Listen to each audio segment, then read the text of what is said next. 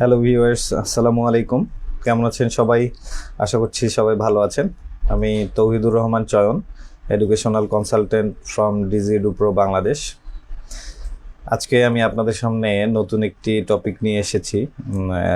যেই টপিকটা নিয়ে প্যারেন্টসরা এবং স্টুডেন্টরা চিন্তিত থাকেন, যেসব স্টুডেন্ট চায়নায় উচ্চশিক্ষার জন্য যেতে চান এবং তাদের নিয়ে প্যারেন্টসরা অনেক সময় উদ্বিগ্ন থাকেন এই বিষয়টা নিয়ে।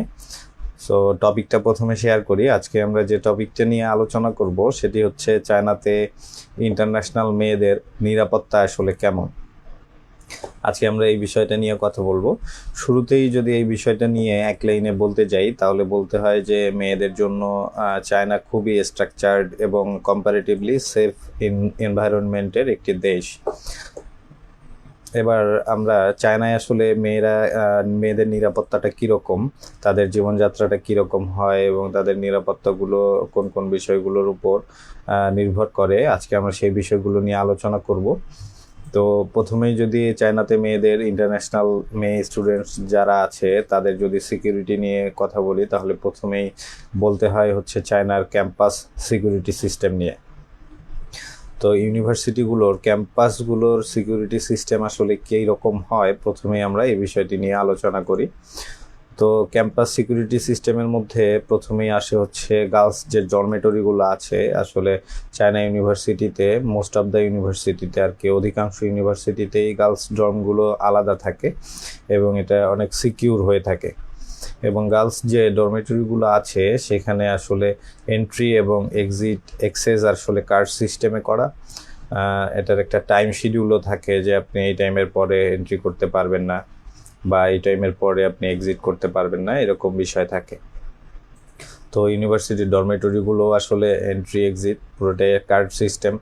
দেন যে বিষয়টা সেটা হচ্ছে আসলে 24 ঘন্টা সিকিউরিটি গার্ড অ্যাভেলেবেল থাকে চায়নার গার্লস ডরমেটরিগুলোতে। সো সিকিউরিটি গার্ড নিয়েও কোনো ইস্যু নাই। দেন যেটা থাকে সবচেয়ে বড় সিকিউরিটি সেটা হচ্ছে চায়না ইউনিভার্সিটিগুলোর ক্যাম্পাস জুড়ে আসলে সিসিটিভি ক্যামেরার আওতাভুক্ত থাকে বা সিসিটিভি ক্যামেরার কাভারেজেই থাকে। আর ডর্মে যদি বলতে যাই আরেকটা যেটা বিশেষ পয়েন্ট সেটা হচ্ছে ডর্মে আসলে আউটসাইডাররা ঢোকা কখনোই পসিবল হয় না। চায়নার ডরমেটরিগুলো এতটাই সিকিউর থাকে যেখানে আউটসাইডাররা আসতে পারে না এবং এন্ট্রি টাইম সবসময় মনিটর থাকে। এটা হচ্ছে চায়না ইউনিভার্সিটিগুলোর সিকিউরিটি সিস্টেম। দেন যে বিষয়টা নিয়ে আলোচনা করতে হয় সেটা হচ্ছে লো স্ট্রিট যে ক্রাইমগুলো আছে এগুলোর ক্ষেত্রে চায়নার এনভায়রনমেন্টটা কেমন। আসলে লো স্ট্রিট ক্রাইম বলতে এটাই বোঝায় যে আসলে চলতে ফিরতে আমাদের দেশে বিভিন্ন সময় নানা ধরনের যে হ্যাসেলের শিকার হয়ে থাকি আমরা। এই বিষয়গুলোর দিক থেকে চায়না আসলে লো স্ট্রিট ক্রাইমের যে দেশগুলো আছে এগুলোর মধ্যে চায়না আছে, যেখানে আসলে স্ট্রিট ক্রাইমগুলো খুবই কম হয়ে থাকে বা হয় না বললেই চলে এরকম। এটা যদি আমি বলতে যাই তাহলে বলতে হয় যে চায়নাকে আসলে গ্লোবালি লো স্ট্রিট ক্রাইম রেটের দেশগুলোর মধ্যে রাখা হয়। তো এখানে আসলে রাতের বেলাও পাবলিক ট্রান্সপোর্টগুলো সেফ থাকে। আপনি রাতেও পাবলিক ট্রান্সপোর্ট ব্যবহার করতে পারবেন একজন মেয়ে হিসেবে, যেটা হয়তো বা আমাদের দেশে অনেক সময় আমরা রাত 10টা 11টা বাজলেই এটা মেয়েদের জন্য বলতে গেলে যে বিপদসীমার সময় পার হয়ে গেছে, আমরা চিন্তিত থাকি, দুশ্চিন্তায় ভুগি। চায়নায় এ ধরনের কোনো ইস্যুস নেই। চায়নায় রাতেও পাবলিক ট্রান্সপোর্টগুলো চলাচল করে এবং এগুলো অনেক সেফ। দেন যেটা হয় চায়নায় যে রাস্তাঘাট চলতে আমাদের দেশে যেরকম আমরা হচ্ছে হ্যারাসমেন্টের শিকার হয়ে থাকি, চায়নায় এটা আসলে কম্পারেটিভলি খুবই কম হয়। হ্যাঁ, অত্যন্ত নিম্ন পরিমাণে যদি আমরা এটাকে সংখ্যায় বিবেচনা করি। তো তারপর আসে যে পাবলিক প্লেসগুলো যে থাকে এগুলো আসলে হাইলি মনিটর করা হয়। যে পাবলিক প্লেসগুলোতে জনগণ সবসময় চলাফেরা করে, তাদের বিভিন্ন ধরনের বাজারঘাট এটা ওটা যে বিষয়গুলো প্রয়োজন থাকে। পাবলিক প্লেস মূলত আমরা যে জায়গাগুলোকে বলি যেখানে পাবলিকরা চলাফেরা করে অনবরত, এই জায়গাগুলো আসলে হাইলি মনিটর থাকে এবং পুরো এরিয়াটা তো অবশ্যই সিসিটিভি কাভারেজের আওতায় থাকে। তবে অবশ্যই এক্ষেত্রে যেটা বলতে হয় সেটা হচ্ছে অ্যাওয়ারনেসটা অবশ্যই জরুরি এবং অ্যাওয়ারনেসটা যদি থাকে তাহলে আসলে এই চায়না অনেক সেফ একটা কান্ট্রি।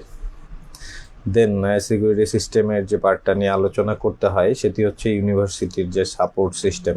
আসলে অ্যাজ এ গার্ডিয়ান চায়নায় যখন কোনো মেয়ে স্টুডেন্ট বিশেষ করে পড়তে যায় তার জন্য আইও হয়ে ওঠে গার্ডিয়ান।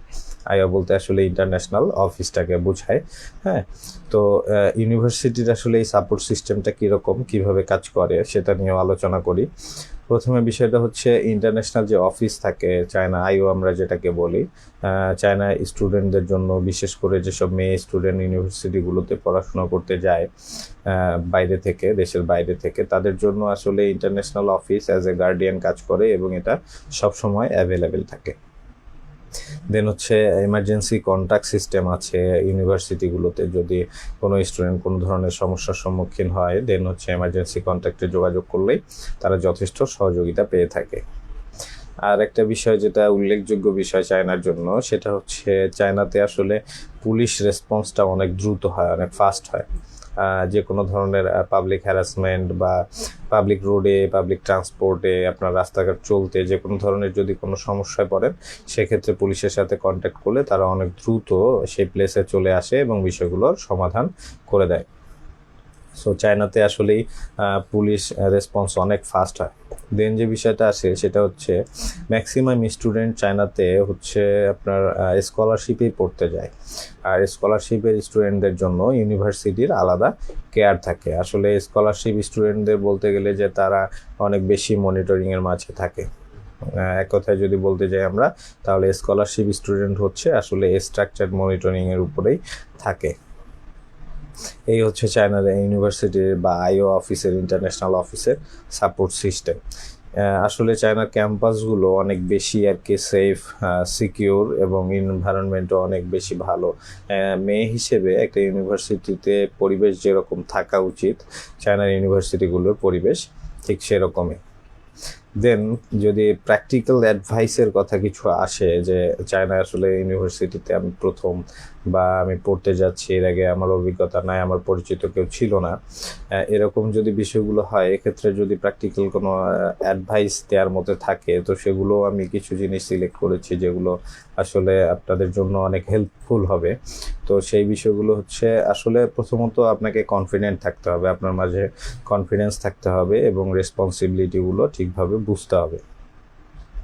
এটা বুঝলেই আপনি অনেক সেফ থাকবেন। এর বাইরেও যে বিষয়গুলো থাকে সেগুলো হচ্ছে প্রথমত আপনি আসলে লেট নাইট যে আনফ্যামিলিয়ার জায়গাগুলো আছে, যে জায়গাগুলো আপনি চেনেন না বা এর আগে যায়নি, সেই সব জায়গাগুলোতে আসলে লেট নাইট একা না যাওয়াটাই ভালো।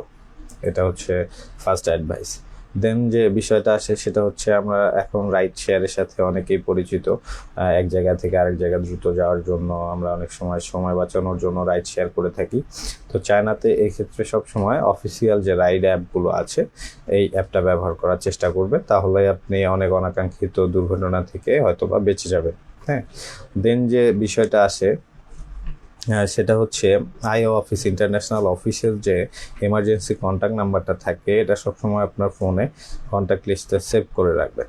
কারণ ইন্টারন্যাশনাল অফিস হচ্ছে আপনার গার্ডিয়ান। চায়নাতে যে কোনো ধরনের সমস্যায় সবার প্রথমে আপনি ইন্টারন্যাশনাল অফিসকেই জানাবেন এবং তারা নর্মাল প্রসিডিউরে যেভাবে করলে সবচেয়ে ভালো হবে আপনার জন্য, তারা সেই ব্যবস্থাটাই করবে। তারপর লাস্টলি যেটা, সেটা হচ্ছে আপনার পার্সোনাল যে ডকুমেন্টসগুলো আছে, যে লাইক হচ্ছে আপনার ইউনিভার্সিটির আইডি কার্ড অথবা হচ্ছে আপনার পাসপোর্টের সফট কপি, এই আপনার এমার্জেন্সি যে আইডেন্টিটিগুলো আছে, পার্সোনাল ডকুমেন্টসগুলো আছে, এগুলোর সফট কপি সবসময় নিজের কাছে রাখার ট্রাই করবেন। এটা আপনাদের চলতে ফিরতে দৈনন্দিন জীবন সুন্দরভাবে কাটাতেও অনেক বেশি হেল্পফুল হবে। আসলে চায়নার ইউনিভার্সিটি সিকিউরিটি সিস্টেমগুলো সম্পর্কে আমি আপনাদেরকে জানালাম। আসলে এই চায়নার মেয়েদের জন্য অনেক বেশি আর কি এনভায়রনমেন্ট অনেক বেশি হেল্পফুল মেয়েদের জন্য। তারা খুব দ্রুতই সেখানে ম্যাচ করে নিতে পারে এবং তাদের নর্মাল লাইফ সিকিউরিটি অনেক বেশি হার্ড এবং তারা খুব সুন্দরভাবে তাদের জীবনযাপন করতে পারে।